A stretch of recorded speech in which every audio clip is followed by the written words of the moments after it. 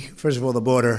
The Mexican border is very unprotected by our laws. We have horrible, horrible and very unsafe laws in the United States, and we're going to be able to do something about that hopefully soon. Hopefully Congress will get their act together and get in and create some very powerful laws like Mexico has and like Canada has and like almost all countries have. We don't have laws.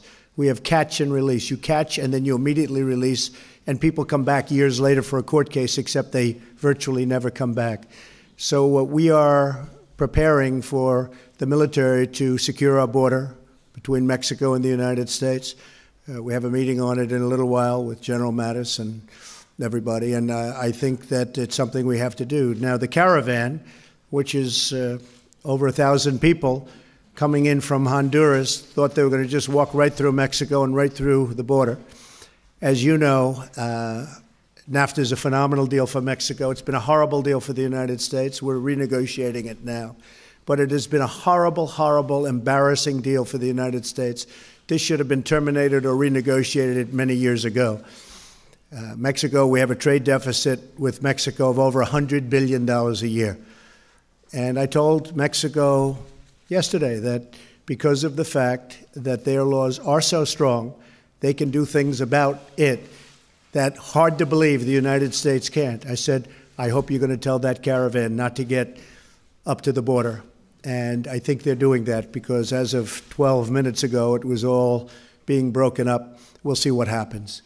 But we have to have strong borders. We need the wall. We've started building the wall. As you know, we have $1.6 billion toward building the wall and fixing existing wall that's falling down or was never appropriate in the first place.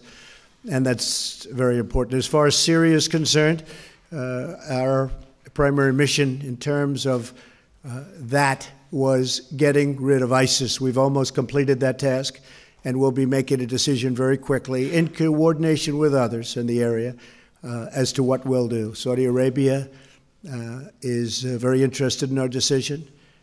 And I said, well, you know, you want us to say maybe you're going to have to pay. But a lot of people, you know, we do a lot of things in this country. We do them for a lot of reasons, but it's very costly for our country, and it helps other countries a hell of a lot more than it helps us.